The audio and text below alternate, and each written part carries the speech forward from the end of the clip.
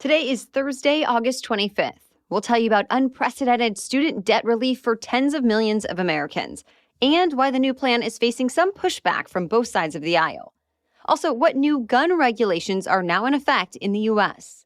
Plus, the verdict is in, how much will be paid in damages to the widow of Kobe Bryant, where you can now buy a Peloton bike for the first time, and what to expect from the new MoviePass. Yes, it's making a comeback. All that and more coming up.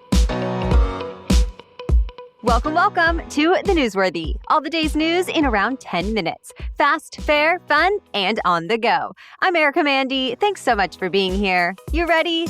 Let's do this. Tens of millions of Americans are about to get a lot of debt relief. President Biden announced a plan to wipe away a good chunk of what they owe in student loans.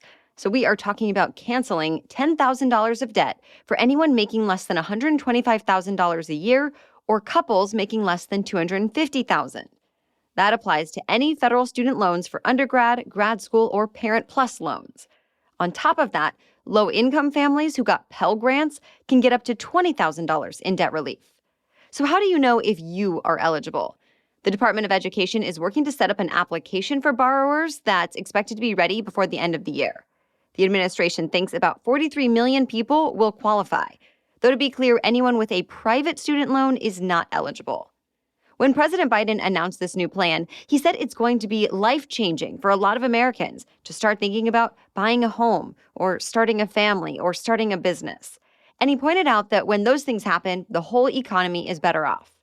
But not everyone agrees. Critics say widespread debt forgiveness is not fair to the people who have already paid for college on their own.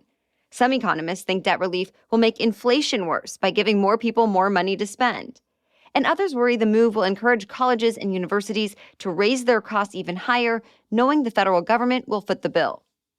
Also, the Republican National Committee is calling it, quote, Biden's bailout for the wealthy, saying that a lot of the people who will qualify for debt relief actually come from high-income households and don't need the help. On the other side, some progressive Democrats say even more debt relief is needed. The Biden administration has not said exactly how much the plan is going to cost, but some estimates say it could cost $300 billion or more, depending on how many people apply. All that said, analysts do expect some legal challenges since President Biden made it happen through executive action and did not go through Congress. To be continued. New gun regulations are now in effect in the U.S. A federal judge just weighed in on the Biden administration's new plans for ghost guns and gave them the okay, at least for now. And these new rules basically reclassify ghost guns so they're treated just like other firearms sold in the U.S. So remember, ghost guns are handmade or self-assembled and can be put together in as little as 30 minutes using kits and parts bought online. Now those assembly kits will have to include serial numbers, and anyone who tries to buy one will have to pass a federal background check. Retailers will also have to add serial numbers to any ghost guns they buy or resell. It's not clear exactly how many ghost guns there are in the United States, but the Justice Department says nearly 20,000 of them were recovered just in the last year as part of criminal investigations. So the U.S. Attorney General says it's important to be able to track them, especially for when law enforcement officers need to solve crimes. But the new rules are still being challenged in court. Gun rights advocates and a group of Republican-led states are suing, saying the new regulations make it too hard for people to make their own guns, and that the ghost gun business could effectively be destroyed. Stay tuned. For the first time since the Oklahoma City bombing, the IRS is launching a full review of its security and safety practices. It's because the federal agency has been getting a lot of threats, especially on social media. Those threats have gone up ever since Congress passed the so-called Inflation Reduction Act that gives the IRS another $80 billion in funding. That money is supposed to go to help the agency upgrade its computer systems and hire more staff, among other things. But some Republicans have been especially critical of that part of the new law, and some right-wing extremists have gone so far as to make violent threats over it. So the IRS is working a little closer these days with the Homeland Security Department and local law enforcement agencies. It's also doing a so-called risk assessment at every one of its 600 buildings around the country. The agency will decide whether to increase security patrols, add more restricted areas, change up the lighting, or address anything else that might need an upgrade. Just like President Biden, the First Lady ended up with a rebound case of COVID-19. First Lady Jill Biden tested positive for COVID-19 again, just days after she tested negative from her first bout of COVID. This is known to happen sometimes with patients who get the antiviral drug that both Bidens were given. The good news is this time the First Lady has not reported any symptoms, and she's isolating until she tests negative again. For now, President Biden is still testing negative, but the White House says he's going to take some extra precautions just in case. Both Bidens have been fully vaccinated and twice boosted. We have more news for you still ahead, but first, a quick break for our sponsor, ZocDoc. If you're like my family, you like to pore over lists of reviews before deciding on where to book a reservation for brunch or dinner. So why not do the same when you're booking a doctor's appointment? With ZocDoc, you can see real, verified patient reviews to help find the right doctor in your network and in your neighborhood. ZocDoc is a free app that shows you doctors who are patient-reviewed, take your insurance, and are available when you need them. Yep, that's the other key here. You filter your search to only show doctors that take your insurance, which is such a time saver. And on ZocDoc, you can find every specialist under the sun. Whether you're trying to straighten those teeth, fix an achy back, get a mole checked out, or anything else, ZocDoc has you covered. Plus, ZocDoc's mobile app is as easy as reserving that brunch spot online or getting delivery to your house. Search, find, and book doctors with a few taps. Go to ZocDoc.com/newsworthy and download the ZocDoc app for free. Then start your search for a top-rated doctor today. Many are available within 24 hours. That's ZocDoc.com/newsworthy, ZocDoc.com/newsworthy. A federal jury awarded $16 million to the widow of Lakers star Kobe Bryant. Vanessa Bryant sued Los Angeles County for being negligent and violating her privacy rights after the helicopter crash that killed Kobe, their daughter Gianna, and 7 other people in 2020. It's because deputies and firefighters took unauthorized pictures at the crash site and shared them with others. And she sought damages for the emotional distress of it all, including fears the pictures will one day show up on social media. Well, the jury sided with Bryant. LA County will also have to pay $15 million to a father who lost his wife and daughter in the same crash. By the way, the jury's decision came the same day the city of Los Angeles honored the Lakers legend for Kobe Bryant Day. A mural of Kobe was unveiled downtown in his honor. It may have dominated elite golf for decades, but now that there's some competition, the PGA Tour is making some of the most drastic changes in its history. For example, it's overhauling its tournament structure, increasing prize money, and putting the sport's biggest stars together more often. Top golfers have apparently already committed to a new 20-event minimum. And in 17 of those events, the average tournament purses will be $20 million. But that's hardly all the money they'll be making. Win or lose, any player that graduates from the developmental tour will get a guaranteed $500,000 a year. And a fund that rewards the game's most popular players is now getting bumped up to $100 million a year. Of course, this comes as the PGA is dealing with a new rival in LIV Golf that's recruited well-known players like Phil Mickelson and Dustin Johnson with some big paychecks. Amazon might be the next place you go for exercise equipment, but not telemedicine, at least not anymore. So first, let's start with exercise. Amazon started selling Peloton bikes and other high-end fitness products this week.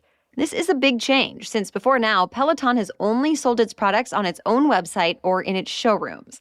But Peloton executives say they want to meet customers where they are, and they're on Amazon. To be clear, though, gear will cost the same no matter where you buy. Another change happening with Amazon: no more telehealth services. Amazon Care will reportedly shut down at the end of this year. This comes as a bit of a shock, since just about a month ago, the tech giant announced it's buying One Medical, which also offers telemedicine services. And at the time, many people thought Amazon Care would expand, not go under. For the past few years, it's been offering virtual urgent care visits, online telehealth consults, and in-home visits for its own employees and for some workers at some other companies. But it apparently wasn't that popular, so the company said it would not make it long-term. Still, this isn't the end of Amazon's venture into healthcare. Besides the One Medical deal, the Wall Street Journal says Amazon is also bidding for a home health services provider called Signify Health. MoviePass is making a comeback. That's the subscription movie service that was popular at one point, but eventually went bankrupt a few years ago. Well, the company made some changes and is now ready to relaunch. The new version won't offer unlimited movies for just $10 a month like it used to. Instead, it's a tiered subscription service. You can pay either $10, $20, or $30 a month. The more money you spend, the more credits you get. and you can redeem those credits for movie showings in any of the major theater chains in the U.S. But for now, not anyone can get a MoviePass. For 5 hours today, starting at 9 a.m. Eastern, you'll have a chance to get on a wait list. Everyone who joins will get priority access and 10 friend invites. Then after the wait list closes, the only way to join will be through an invite from a friend. Well, that's it for the main news today, so now it's time for Thing to Know Thursday. But first, thanks to our sponsor, Indeed. Business success stories often start with someone who had a great idea and then found great people to help them. If you're hoping to make headlines, you need to build a great team. You need Indeed. Well, Indeed is the hiring platform where you can attract, interview, and hire all in one place. Instead of spending hours on multiple job sites searching for candidates with the right skills, Indeed's a powerful hiring partner that can help you do it all. I appreciate that there are tools and a proven system right there at your fingertips. For example, Indeed assessments can give you a window into how candidates will be on the job. U.S. Indeed data found that on average, applicants who scored highly proficient or higher on the reliability assessment were nearly 8 times more likely to consistently attend work. Start hiring now with a $75 sponsored job credit to upgrade your job post at Indeed.com/newsworthy. Offer good for a limited time.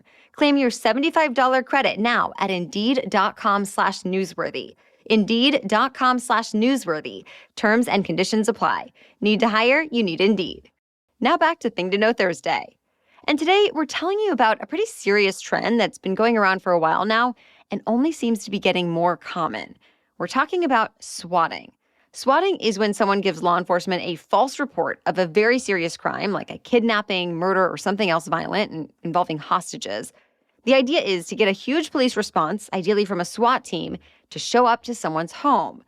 The idea is to scare unsuspecting people when police rush in to stop a crime that isn't really happening. But in some cases, the consequences are even worse. In one high-profile case, police shot and killed a man thinking he was a violent criminal, all because a suspected swatter was upset over a video game. So in recent years, lawmakers have strengthened laws to punish so-called swatters with years in prison. But the trend is still happening, and law enforcement have found the laws can be tough to enforce because swatters aren't always easy to track down. Earlier this month, 4 streamers on the platform Twitch reported getting swatted in just 1 week, and some say it's happened to them many times. Then yesterday, Republican Congresswoman Marjorie Taylor Greene said it happened to her, too. Someone reported a shooting at her home, but when police showed up, they didn't find anything suspicious. Now officers in Greene's hometown say they're working with their counterparts at the U.S. Capitol to investigate. All right, thank you so much for listening today. We will be back with much more news to know tomorrow. Until then, have a great day.